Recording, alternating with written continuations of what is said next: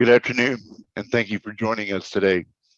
Before we get started, let's review a few things about the Zoom technology so you can get the most out of today's session. The audio for this event is being broadcast by phone and online. This event is lecture only. The microphones are muted to reduce background noise. To adjust the audio through your computer, go to the bottom left of the screen, click the small arrow next to the audio settings, and select a speaker. Some viewers get better audio when streaming, while others get better quality by phone. So if you have any audio difficulties, you may want to try a different connection method. There are several Zoom features we will use. At the top of the screen, click the View Options button to select Exit Full Screen to display the chat panel on the right side of the slides. Use the chat panel to receive links and resource information from the panelists or to share an idea and respond to session activities. When using chat, please select everyone from the drop-down menu. This allows everyone to see your comments. Use the raise hand feature if you have technical issues and need assistance. The support team will contact you individually via chat. Select the Q&A panel to ask questions during the event. Select the closed captioning icon for live captioning in English. If you wish to view captioning in Spanish, select the stream text link posted in the chat to view them in your browser. We will be recording this event, so let's start the recording and turn it over to our presenters.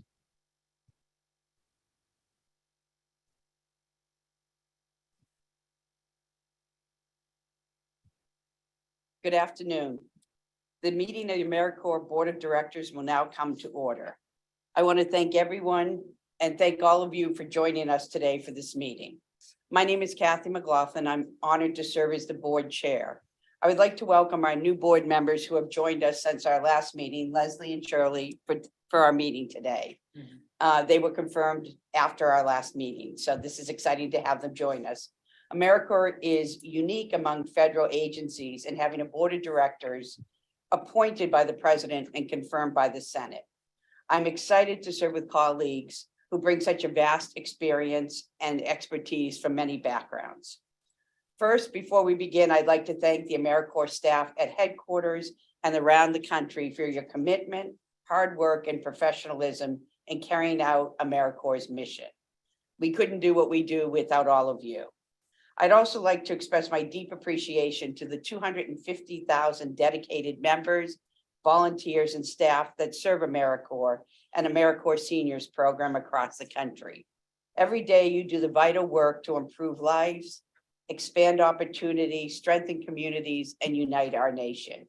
We are grateful for your service and proud to be your partners. Let me go over today's agenda.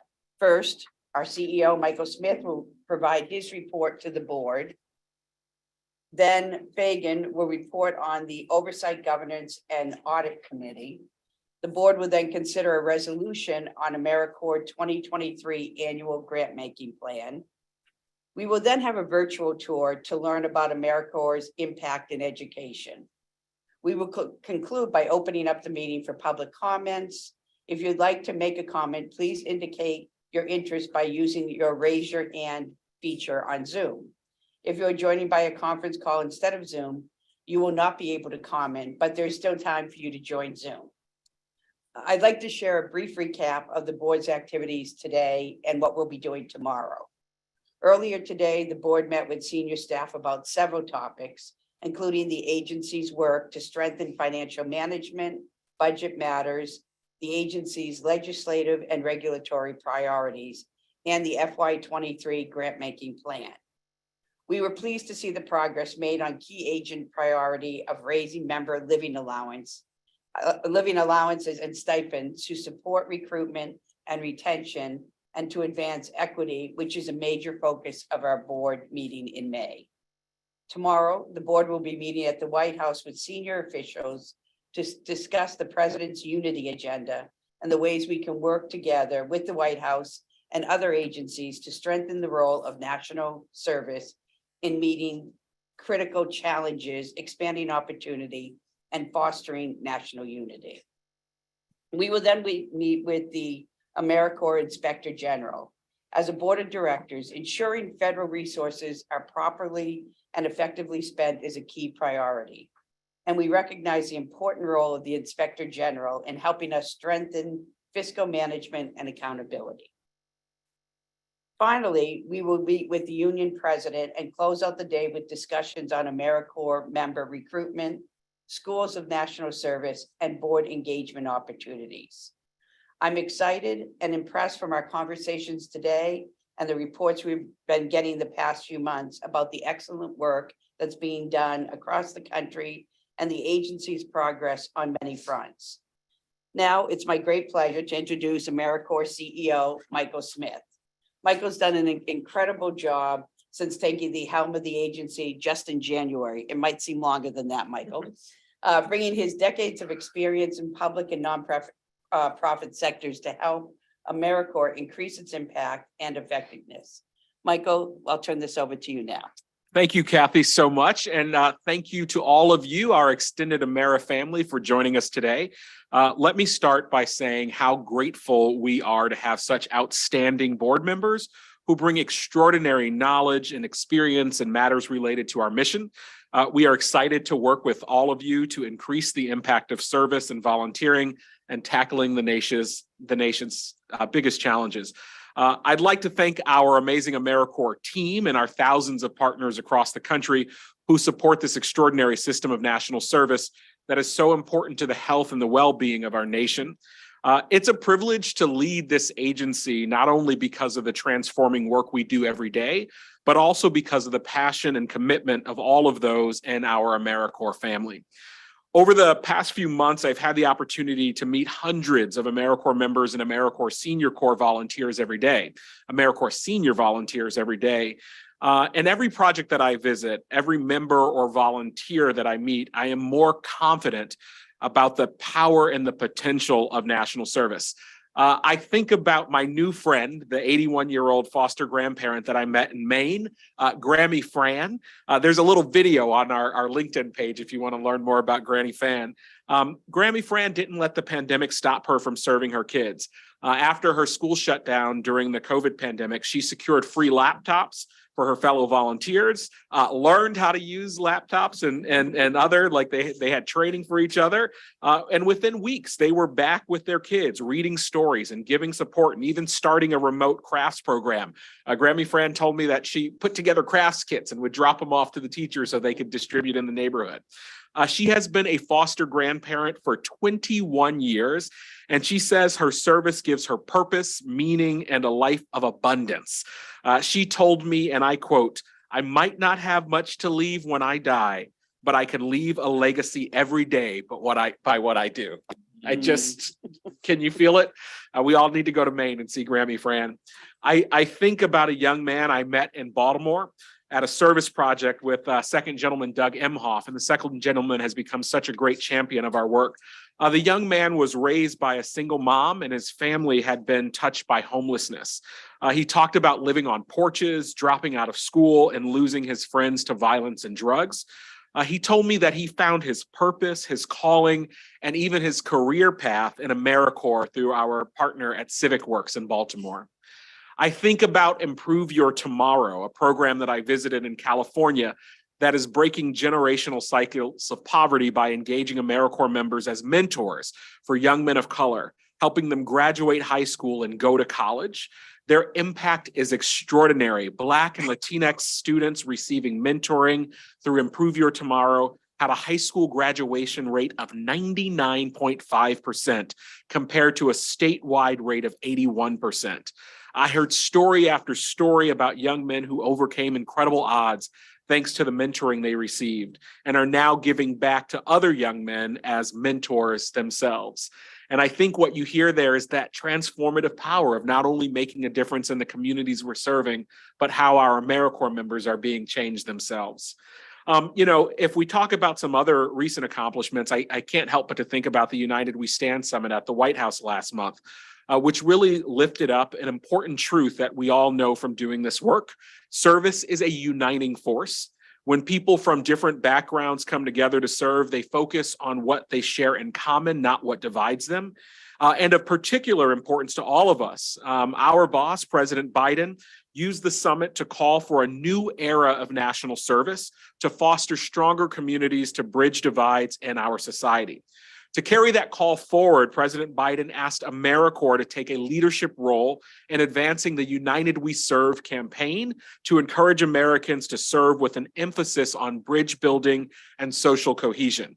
And over the coming weeks, we will be following up on the summit, including exploring opportunities for national service partnerships with other federal agencies, developing training for members and skills like civic bridge building, working with the Office of Personnel Management and our friends at Peace Corps to enhance pathways from service into federal service, which we are so excited about the opportunities there, and working with philanthropic partners to support service and civic engagements that foster unity and social cohesion. You know, the summit was one of many highlights since the board met in May. AmeriCorps and our partners have been hard at work meeting critical needs in communities across the nation, and we are making progress on many fronts. And I'd like to share, if it's okay, Madam Chair, a few highlights. Right now, AmeriCorps is playing a key role in responding to natural disasters in Florida, Puerto Rico, and Missouri, just to name a few places. We have deployed more than 240 AmeriCorps members to support communities hit hard by natural disasters. In Florida, we have 100 AmeriCorps disaster response team members that are responding to Hurricane Ian. In Puerto Rico, we have 82 FEMA Corps and SBP AmeriCorps members that are responding to Hurricane Fiona. And in Missouri, we have deployed 55 members to support flood relief. And throughout all of those projects, they are working on challenges such as survivor assistance, the hard work of mucking and gutting, tree removal, wellness checks, supporting our partners at FEMA with logistics and so much more. But beyond that work that's happening right now, these efforts represent just the first phase of our involvement. We stay on the scene long after the TV cameras are gone. In fact, our data shows that members that are serving right now will likely, those members and those teams will likely be in the community for 3 to 5 years after major disasters. Just yesterday, we released a study that shows that national service disaster response efforts return nearly $12 for every $1 federal dollar investment, and reduce construction costs, increase tax revenue, reduce spending, and employment and education outcomes for AmeriCorps members and their service. And our disaster service work meets another critical need, which is building the future emergency management workforce. FEMA, our partners on FEMA Corps, they've hired 23% of the 5,600 FEMA Corps graduates over our last 10 years. And 70% of this most recent graduating class was issued job offers. So it's making a tangible difference right now. AmeriCorps members and volunteers continue to address the everyday disasters of illiteracy, hunger, homelessness, poverty that afflicts way too many Americans. We continue to implement our groundbreaking Public Health AmeriCorps program, which is our $400 million partnership with the Centers for Disease Control. And that is working to not only meet state and local public health challenges, but also working to develop the workforce pathways for public health centers. And last week, I had the pleasure of joining our board member Fagan at the swearing in of the Baltimore Public Health AmeriCorps members. And we are well on our way. I think we now have nearly 1,000 Public Health AmeriCorps members that are getting sworn in, are ready to serve all across the country. AmeriCorps projects continue to provide teaching, tutoring, mentoring, and other educational support to students across the country. I think many of you probably know that our largest footprint for AmeriCorps is actually in the schools. We have nearly 70,000 AmeriCorps members that are in the K-12 setting in about 12,000 schools across the country. And I think what we've learned is coming out of the pandemic, these programs will be more important than ever to address learning loss, providing supplemental instruction and supporting social and emotional development. And that is exactly why we wanted to go even a step further by partnering with the White House, the Department of Education, and our outside partners to launch the National Partnership for Student Success, which we did last June. This partnership is a 3-year effort to recruit, train, support, and engage an additional 250,000 caring adults to serve as tutors, mentors, student success coaches, wraparound service coordinators, and post-secondary transition coaches to help students succeed. Because what we've heard from our educators, yes, they need to be paid more. Yes, we need to invest more in the infrastructure, but they also said we're being asked to do so much as just one individual. So please come in and help us. And we have seen how AmeriCorps is already helping, how volunteers are already helping. And through the National Partnership for Student Success, we're going to do even more. Moving from education to climate, we are expanding our program to address the threat of climate change and preparing young people for future green jobs. We have more than 15,000 AmeriCorps members and volunteers that are currently serving in these projects each year, and there is great opportunity to expand this work. For example, this summer, our AmeriCorps NCCC program launched a successful Summer of Service pilot focused on climate and conservation. And then we have our state service commissions in California, Colorado, Maine, and Michigan, and some other states that have recently developed an innovative Climate Corps program, which the Washington Post actually highlighted just last week. Beyond that, we have raised the minimum AmeriCorps living allowance in both AmeriCorps State and National and Vista to $17,000, $600 for full-time service, and increasing the AmeriCorps living allowance, as Kathy mentioned earlier, and our AmeriCorps senior stipend. That amount is not just a top priority of this agency and the board, but last month, President Biden himself called on Congress to raise the living allowance. Not only did he ask Congress to raise the living allowance, but he said, let's get it done. Let's raise it to $15 an hour, and let's do it by fiscal year 2025. So we've got a goal in mind. And so we're committed to continuing on this path to remove barriers to service, advancing our equity goals, and ensuring national service is a viable option for all people, no matter where they come from or who they are.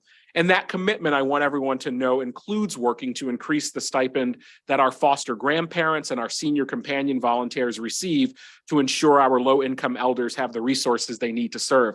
I was actually asking Grammy Fran, I was like, Grammy Fran, how are you buying those crafts? She said, I'm using my stipend. I was like, Grammy Fran, you're supposed to use that for gas and to buy lunch when you're on your, she's like, she said something like, I work to the amount of cloth that I'm given, but we're going to get your backs, our foster grandparents and our senior companions, and make sure that you have the resources that you need to serve. And as we continue to work with Congress to increase compensation levels, we are also encouraging grantees and philanthropic organizations to take action now. Don't wait for us. It takes a little while to move the ship that is the federal government, but you can provide all sorts of wraparound supports for our members and increase living allowances now. And we have been so encouraged by some of our partners in the ground, like PowerCorps, that's increased their living allowance, the California Climate Corps. We're also even seeing this interesting coalition that's coming together from philanthropy, foundations like the Schultz Philanthropies and Ballmer Philanthropies that are providing resources to our grantees to help raise living allowances and other wraparound benefits. I also want everyone to know that we are investing in recruitment and retention. We have stood up our first centralized recruitment office in 20 years. We haven't had a centralized recruitment unit in 20 years, and we're investing more dollars on marketing and working closely with our partners in the field so that everyone who wants to serve hears about this incredible opportunity to serve. We are also making steady progress on our top priority of improving financial management and addressing findings from our financial statements audit. And I am so grateful for the leadership of this board of making sure that we are keeping our eye on fixing the infrastructure. It's not always the fun part of the work, but we can't do anything that we want to get done publicly or working with our members if we don't have our financial house in order, and we are going to get that done. So this is just a partial list of accomplishments over the past few months. It does not include our ongoing work to award and monitor grants, to run so many other programs, to conduct research, administer education awards, and support our members and volunteers that are serving at more than 40,000 locations across the country. But it's just a highlight. So looking ahead, we have a lot that is on our plate in the coming months, including awarding our largest ever set of volunteer generation fund grants. in support of the National Partnership for Student Success. We will be releasing our volunteering and civic life in America survey data. We will be reviewing our AmeriCorps state and national planning grants. We will be mobilizing for the Martin Luther King Jr. Day of National Service. Even though it's been a little warm, Martin Luther King Jr. Day of Service is right around the corner, and we are gearing up for that. And we are going to continue to focus on recruiting and retaining a strong, diverse corps, working to raise living allowances and stipends to make service more accessible, and making the operational improvements necessary to support the work of our grantees, members, and the volunteer field. So with that, I will turn it back over to you, Madam Chair. Michael, thank you. That is an amazing report, and the work that's being done in the country is so, everything that everyone's doing here, your staff and the volunteers, it's really made a huge difference in the world. So thank you for your leadership. Do any of the board members have any comments or want to respond to anything from the report? Are we all good? Okay. Then we'll turn this over. We need to hear a report from our Oversight, Governance and Audit Committee. So Fagan, let me turn this over to you. Thank you so much, Kathy. And I'll join you in just welcoming Leslie and Shirley, two leaders who have admired for a long time to the board. I'm so excited you all are here. Thank you for the opportunity to update the board on the Oversight, Governance and Audit Committee. This committee is reflective of the board's commitment to AmeriCorps' progress on improving the effective stewardship of funds. We will be champions for this important work and support the agency as thought partners in keeping us all accountable. It was clear to the board that the agency has serious work ahead in this area. Our engagement through this committee reinforces the seriousness of the work and provides the additional focus needed to be successful. The Oversight, Governance, and Audit Committee met for the first time in late August of this year. As this was our first meeting, we focused on introductions, sharing of expectations, and setting near-term goals for the committee. The committee will continue to meet every other month and focus on clarifying the purpose and establishing operating procedures. As purpose and process become clearer, the committee will engage in reviewing more audit findings, corrective action plans, stewardship of funds, and internal controls of the agency. The committee will continue to provide updates to the board on both the progress of formalizing the committee and ultimately the performance of the agency. Thank you, Fagan. The board really does appreciate how the CEO and the senior leadership team of the agency have made improving the financial management and addressing audit findings a top priority. And we commend the agency for the progress it has made to develop and implement corrective action plans to address the audit findings and make other key operational improvements. The board fully supports these plans and action steps and encourages the agency to continue to work with the Inspector General and to prioritize resources and attention on addressing findings and other improvements in operations and core business practices, which will better serve our grantees and partners in meeting the needs across the country. Our next matter of business is to consider the agency's FY23 grant-making plan.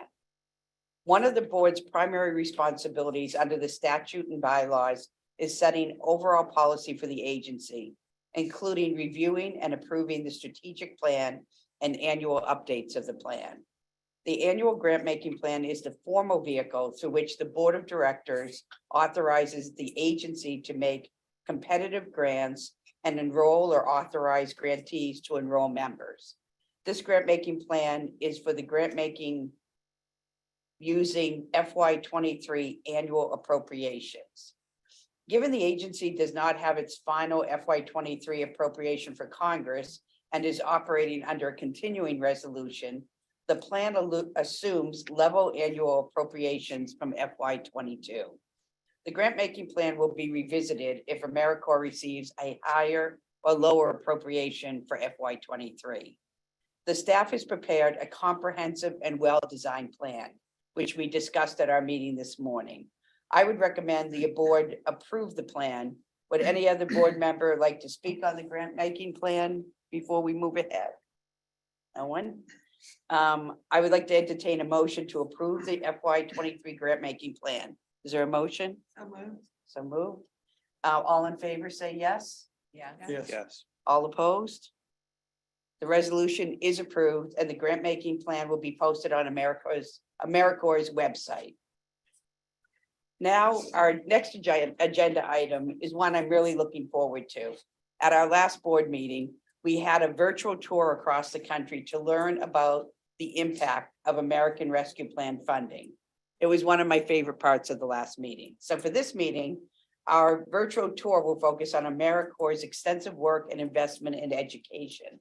I'd like to turn this over to Alvin, who will be our virtual tour guide.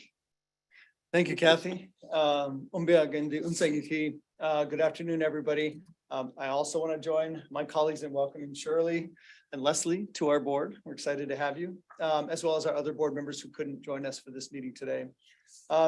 As Kathy mentioned in our last board meeting, this was one of the best parts of the meeting, was actually getting to do this virtual tour. So we're super excited to get to hear from grantees and partners from around the country.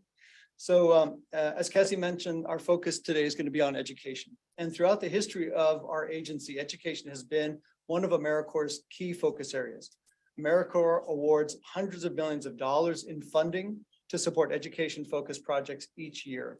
AmeriCorps members and AmeriCorps seniors volunteers support students across the entire education spectrum, from pre-K to college, helping them succeed in school and prepare them for higher education, careers, and life. They provide a range of services, including early learning, STEM programs, classroom instruction, mentoring, after-school and summer school support, tutoring, improving attendance, family engagement, social emotional learning, and college access and retention. Altogether, our members and volunteers provide educational programming to more than 1 million youth. That's pretty amazing. As someone who works for an education-focused foundation and who's been engaged in education most of my life, I know how valuable these supports can be in making a difference in students' lives. I also know how extremely challenging these past 2 years have been for students, educators, and schools due to the pandemic.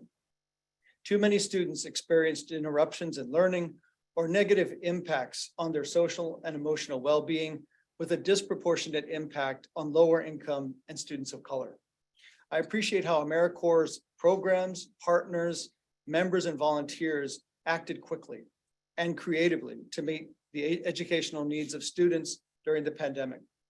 Looking ahead, our programs will be more important than ever to address learning loss, teacher shortages, lost instruction time, and mental health challenges. To help understand the impact of AmeriCorps in education, the team has put together a virtual cross-country tour. So we can hear directly from AmeriCorps members and AmeriCorps seniors volunteers across the country. So we'll start our tour hearing from Jess Gomez, a Jumpstart AmeriCorps member and student at California State University, Dominguez Hills in Carson, California. Jess, are you there? Yes. Hello, everyone. Hi. Hi, Jess. We're Hi. very happy to have you with us. So can you tell us a little bit about what you do as a Jumpstart AmeriCorps member, and how Jumpstart helps students? Yes, of course. Before I start saying how our program works, I would like to say that I'm truly honored to be here. So thank you for having me. Our Jumpstart program works towards the day every child enters kindergarten ready. As a core member, I support children's language and literacy, along with their cognitive and social emotional development. I go out in the community and serve the preschoolers of Compton, California. With our creative minds, we implement session plans 2 times a week with incredible topics to learn. That includes amazing books to read and fun activities to play and learn. We work with our children for 1 whole academic year, which I think is phenomenal. That's amazing, Jess. So can you tell us about a moment when you knew you had made a difference for a student? Yes, of course. I actually have a very interesting story to share. A moment when I felt I changed a student's life happened my first year serving Jumpstart. I had a partner child from Head Start who knew all the titles of the books we had read throughout the year, and even the vocabulary words as well. He was able to use them in sentences and even demonstrate some vocabulary words such as rush. This made me very happy. From that point, I knew that this child was ready for kindergarten. I felt very accomplished and satisfied because the pandemic year was already difficult, as many of you guys know, but this student still managed to learn with our program. Jumpstart really evoked some resilience during these hard times. That's fantastic. And imagine maybe you're going to come across that student again sometime in the future. And you're going to be able to take pride in that moment where you made a difference in their life. So thank you again and keep up the great work. Thank you. So now we're going to head a little closer to my home state of New Mexico, to Tucson, Arizona, and hear from Judith Hicks, an AmeriCorps foster grandparent serving through the Northern Arizona University Foster Grandparent Program. Judith, thank you very much for joining us. Love the background. Can you share a little bit about your service as a foster grandparent? I mentor at Wheeler Elementary, and my kinders, I do the kinders, and my kinders, I have 4 classes, and I work with them to get their name, their ABCs, their numbers, their shapes, their colors. And throughout the year, we progress to sight words and reading simple little books. I have one experience with one child, and I'll be brief on this.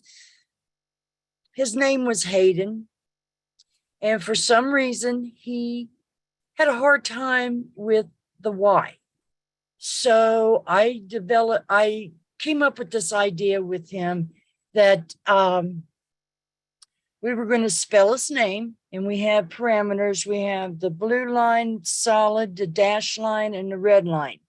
Those are the parameters that we use for uppercase and lowercase. So we started out with his H-A, and I asked him to put his finger down and finish out the rest of his name.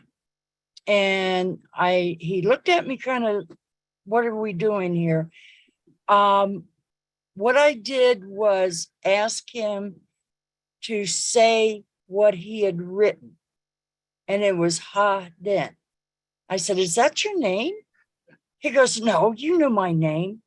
And I said, okay, here's what we're going to do. We're going to put a V in that space.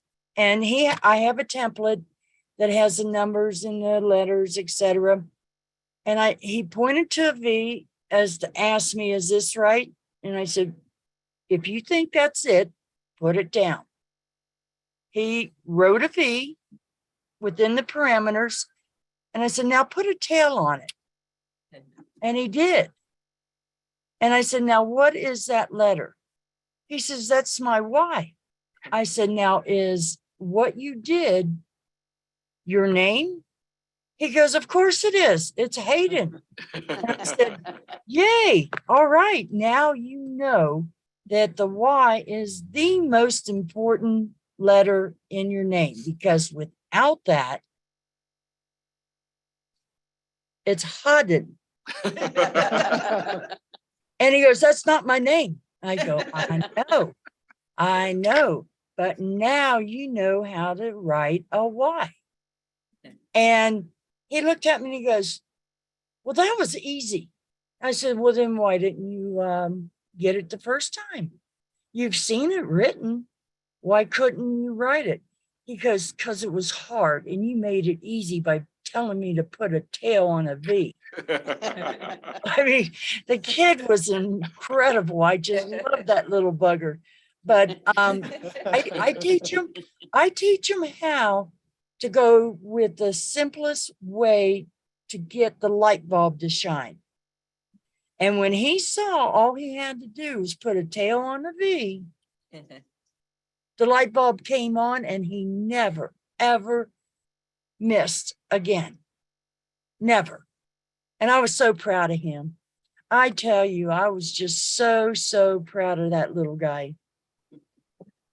Judith, that is just amazing. All of us could tell how committed you are, how creative you are, and how caring you are. And that is exactly what our young kids need, especially at this time. So we all want to thank you for your service. You're just a great example for all of us. Oh, you're very welcome. You're very, very welcome. I am 6 years into the program now, and I can't imagine not doing the foster grandparent program.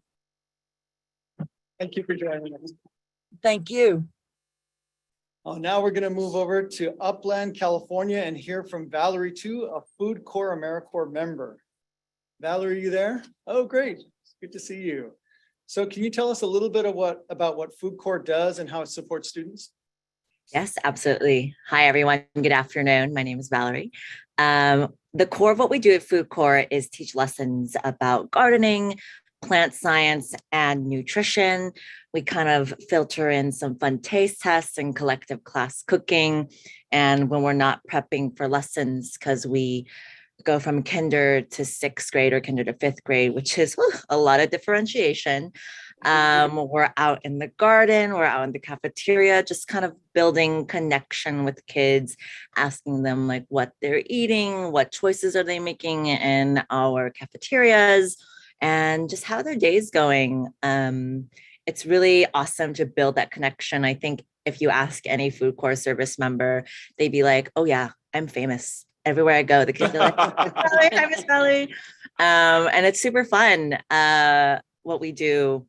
But at the core, and Megan, who's our other service member in the district, put this so profoundly, but also simply. And the idea is that our kids, they have nothing to prove to us. They automatically have our love, and that's what we do for them. We show up, we teach them a little bit about the world and the environment, and maybe a little bit about themselves.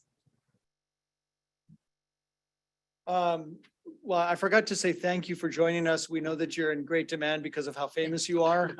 We would all appreciate your autograph whenever you get around to it.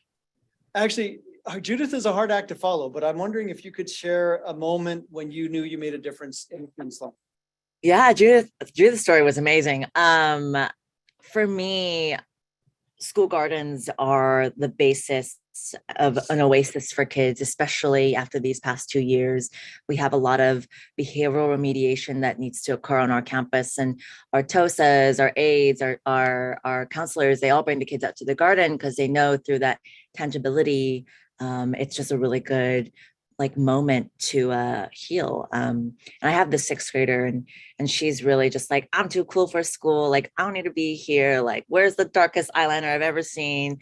And I took her out to the garden just to because they're an after school program. And the way she lit up and reminded me that she's just a kid at heart. And all she wants to do is have fun and do fun things. And she led the charge of digging out bugs in the garden and pulling weeds.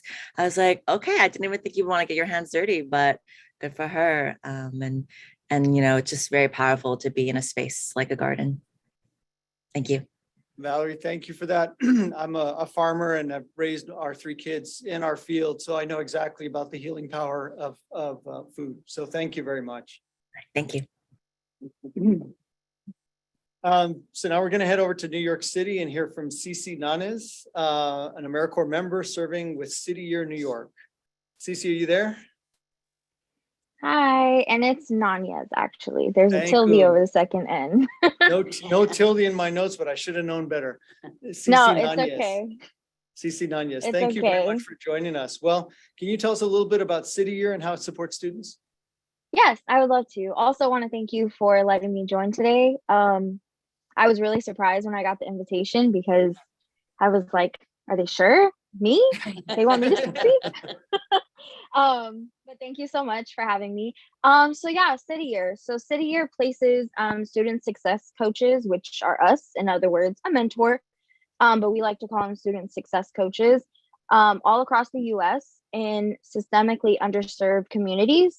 So what that basically means is we're put in here in New York City, we're put in different boroughs. We have about 15 partnerships here. And we go into a classroom, we get a partner teacher. We work with K through 8, and we assist the partner teacher with behavior management, but mostly we're there for the support of the student in more ways than a teacher is able to dedicate the time to do, right? They have 60 kids a day. There's no way they can get to all 60 kids, but we have the time and flexibility to do so. We can pull them out and have those coaching conversations. We can have those one-on-one times in class to where we can get them to understand the problem, we can get them to understand the text. And we're basically just a helping hand. And then we also do after school programs, which we then also write lesson plans for them to do. We do clubs, we do transitions, they have snack with us, we do homework help, which is really a big focal point for us because, as a lot of us know, especially now that the pandemic is declining a little bit. I mean, we know COVID is still alive and real, but parents are back to work. They cannot dedicate the time they would like to their students at home. Some of them, there's a language barrier and they don't understand the topics, they don't understand the problems. So for us, that's where we come in, and it's a benefit that we call it near to peer because we're closer in age to our students than teachers are and their parents. But some of them, it's been so long since they've done math, they don't even know how to do it anymore. And that's understandable. So we really focus on the homework help aspect. Thank you, Cece. Can you tell us a story about when you feel like you had made a difference in a student's life? Absolutely. This is my second year serving with Citier. And I was privileged enough to get placed back into my same school from last year. I serve at JHS 123 in the South Bronx. And one particular student who I still have in my after school class, his name is Galdino. And he last year was very reactive, as most of our students were. Like, their social cues were not the same anymore. They were used to being talked to and talked at from a screen. They didn't know how to interact with children anymore. Like, it just was very new and different. And there is a language barrier with him sometimes in terms of him understanding the way that people talk to him, and he immediately will react. And I noticed that, and I kind of was like, okay, well, like, what's going on? Like, because there's something deeper than at the surface level as to why you're acting like this. And he had a lot of personal things going on at home, and his in school was really the only escape for him. And so he was trying so hard to just like fit in everything that he wanted to do. And when I saw him excel was when we started doing art in after school. We partner with Marquee Studios, and he is so talented. And it was just crazy. Like, when I saw him draw, I was like, whoa, like, where did this come from? And that was his outlet. And my old partner from after school and I came together. We bought him a sketchbook. We bought him art pens, pencils, because we wanted him to focus on what his passion was. And after we did that, we noticed a huge change in his emotions and in his demeanor and the way that he would approach people, because he was getting out all of those emotions instead of projecting them onto everybody else. And so having him this year and seeing the growth that he's had is amazing. He was actually, there was a 7th grader that was like bothering him. Rightfully so, he was annoyed. And instead of reacting, he came and he said, "Hey, Miss Cece, I need to talk to you." So I'm like, okay. So we go out in the hallway and I'm like, what's going on? And he's like, I am really frustrated. This kid is annoying me. I've already told him to stop and he's not listening. And he was like, and I remember what you taught me last year. He was like, so that's why I came and talked to you. Because I stress self-advocation with my students so much, because we can't read your minds. I would love to. I would love to know every single thing that's going on through their head, but I can't. And so for him to have the maturity to come and talk to me and advocate for himself was huge, because that's growth, right? Like, progress is not linear for these students, but like, it's slow but steady. And for him to know that, like, he made the right choice, because I was like, I'm so proud of you right now. I was like, do you understand what you just did? And he was like, what? I just told you what I was feeling. I said, exactly. You told me what you were feeling instead of reacting. I said, because last year that could have led to you getting into a fight. That's just the reality. It could have led to that point. and you grew. Like, you're talking, you're vocalizing how you feel. And it's just a beautiful thing to know that our impact, even though they don't tell us every day that they love us, they don't tell us every day that they appreciate us, when they grow and they have situations like that, we know the impact that we make. Absolutely. It's just really amazing to hear that example of the power of those one-on-one interactions and the kind of support that students just really need at this time. So I just want to tell you, thank you so much for your service, Cece. Thank you. I appreciate it. All right, and now we're gonna wind up our tour, heading to Breakthrough Central Texas, to talk with Maya Carter. Maya, are you there? Yes, I am. Welcome. We would love to hear from you a little bit about Breakthrough Central Texas and how it supports students. Thank you again for the opportunity to speak. This is an amazing opportunity, and I'm glad that you guys are going to be able to hear a little bit about how we work with our students. So at Breakthrough Central Texas, we serve students within the greater Central Texas area. So that's mostly Austin. So the students start in middle school and it goes all the way up into college. And we help them 6 years past high school. So whatever they choose to do after they graduate from high school, we will be with them for 6 years following that. We just started a new program called our PSAP program, the Post-Secondary Advising Program. And that essentially helps students who are at a high school who probably didn't go through the traditional 12-year program. Essentially, we give them the option to opt in or opt out for also 6 years following high school graduation. And we can help them through college if they choose to go to like a technical school, or if they want to go to a traditional 4-year, then whatever that may look like. I specifically work on the College and Career Access Program, and I help with students basically who want to go to college or who want to find a career after high school. So, and most of our students are first generation, and we make sure to include the families as a part of that, because a big part of the students' lives is the families, and making sure we consider all avenues of that. And essentially, we help them in all aspects of what it would be like to succeed in college. So if that is financial aid, or if that's helping with like applying to schools itself, or transferring to schools, withdrawing from schools, we provide direct service to students so we can go to campuses and stuff. I specifically serve students within different parts of Texas, so I will travel to those colleges. One school that I can say that most people probably will know off the bat is Texas A&M in College Station. That's one of the bigger campuses that I serve directly. And yeah, that's a big part of what we do. Fantastic. Can you tell us about a moment when you knew you'd have made a difference in a student's life? Yes. So this is actually my 3rd year as an AmeriCorps member in Breakthrough Central Texas. And I'd say one of the things that one of the things that made a huge impact, just even more recently, because it's a growing story. It's something that kind of just keeps building on. This first year I was working with a student who was enrolled in Texas State University in San Marcos. And she wanted to do dental hygienist. She was trying to become a dental hygienist, but she wasn't really sure like how to go about doing that.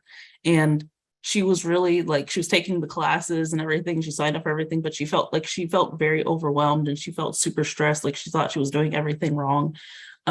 We provide tutors. So I got her a tutor to help her with her classes and everything. She said it still didn't feel like it was helping a lot. So she decided to withdraw from school. Kind of lost track with her after a while. Unfortunately, like when people think of Austin, they don't think of rural areas, but we have a lot of rural areas, and a lot of our students are in those rural areas. So it was hard to kind of connect with her sometimes because her Wi-Fi wasn't the best. So we decided to just meet at a Starbucks every now and then. So I remember I met with her at a Starbucks my 2nd year serving, and we were just talking about like what her plans were for the future and what she wanted to do.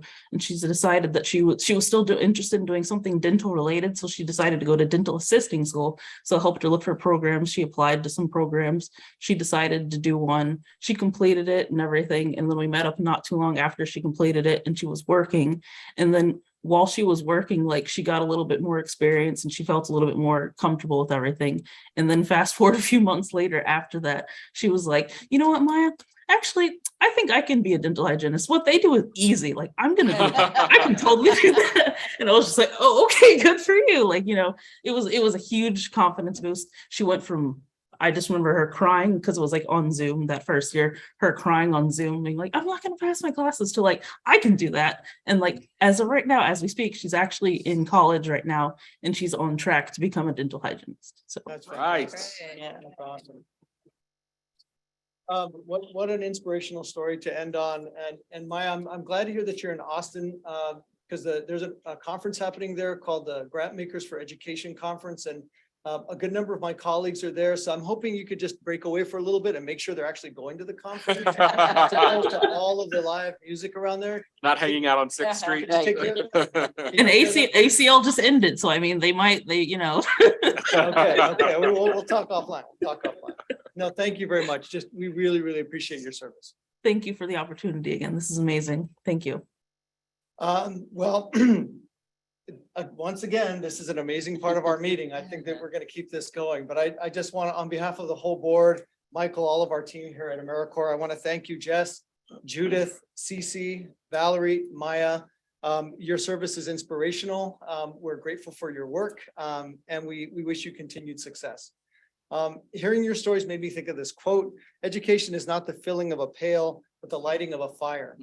The extra support, the caring, the concern that each of you talked about, and that other AmeriCorps members and volunteers provide, can be that spark in the lives of our students and our young people, so that they learn how to read, so that they stay on track to graduate, so they find their way into a career, and they succeed. So thank you all again. Madam Chair, I'll hand it back to you. Thank you. Thank you, Alvin, and thanks to all of you for those stories. Again, as I said, that is, as Alvin said, it's our favorite part of the meeting, hearing from what you had to say, because if there's any question if we're doing what we should be doing, hearing those stories really makes all the difference in the world. With the time remaining, the board is now open to hearing comments from members of the public on what's been discussed today. I'd like to remind you to keep your comments to 2 minutes so we can accommodate as many of those who wish to speak. The board takes all these comments seriously and from our stakeholders, and we follow up with the appropriate AmeriCorps staff members who have the most knowledge about it. So we may not comment on everything that you say, but feel free to share with us. It's really important. And now I understand LSI will, if you just raise your hand, LSI will identify you and we'll move through these comments. So LSI, anyone that has their hand up? Yes, Hello. Cigar. Hi, yeah, happy to introduce myself. I hope everyone can hear me. I'm happy also Can. to get the video going too, if that's doable. But hello, everyone. My name is Sagar Gupta. I am the coordinator of service learning programs at American University in Washington, D.C. When I was 18 and going to college, I chose American University on a whim. I was selected for the Community-Based Research Scholars Program in my first year of college, which was new. It was new to the nation as a program. And I met about 40 students who all had this passion of community service from high school who were all selected into this program. And I got to see us bond over service learning as a concept. It inspired me to get involved with something called the Eagle Endowment for Public and Community Service, which was an AU-run grant distributing organization that gave money and mentorship to students who do community action projects. Eventually, I became the coordinator and I helped fund and mentor over 40 students to do impactful projects, which I'd love to share some examples of. To keep it quick, there was one where a student who was a member of a fraternity had gone into a foster home and in the classic community-based pedagogy, asked students, what is one thing we could do that would make your day-to-day experience better? And they responded that we wish we had more outdoor recreation time. We had a basketball court, it's low rundown. So we funded it, they recruited volunteers, talked to the facilities, built it, and it's now insured for 15 years, a whole generation of youth who are able to go through that. That's one of 40 other projects, all service learning based, all community researched. And it changed my trajectory. I went for an MPA in nonprofit management. Our Eagle Endowment ended up winning Top College Philanthropy in the US. I went on to get selected by Red Bull to go on to Social Action Spring Break. And it really changed how I approach service. I went into directing a nonprofit on the development side, and then into executive recruiting and coaching. And now I'm actually back at American University running service learning programs for AU, my alma mater. And as a first generation American, an immigrant with immigrant parents, I was so focused on jobs with financial security. If it wasn't for service learning education, I would have probably never been inspired to join this field. So I thank you for the time. I urge you to please support funding for service learning and follow the written comments for the Coalition for Service Learning and support that in the House Labor H bill. Thank you. All right, thank you very much. Next, LSI. Hello, my name is Noriana Jacopin. I am a student at the University of Maryland, and I'm here to urge you to support the reinstatement of service learning programs in public schools and higher education institutions. 8 years ago, as a sophomore in high school, I was lucky enough to be part of a public school system which has a service learning graduation requirement. And looking to complete this requirement, I found a small nonprofit for a lesser known neurological disease, the Hydrocephalus Association, in need of volunteers. 8 years later, I went from volunteer to intern to my current role as a part-time staff member in their research department. I immediately felt the passion of my coworkers for the mission to improve the lives of those with the condition, and have always taken immense pride in my work there. At a nonprofit without great public visibility, it's an all hands on deck environment, which let me clearly see the impact my work had on their mission, even when I was just starting out and having to manually enter thousands of contact information. In addition to the joy I felt from making such an impact, I had access to invaluable mentorship, which has shaped me both as a person and as a professional.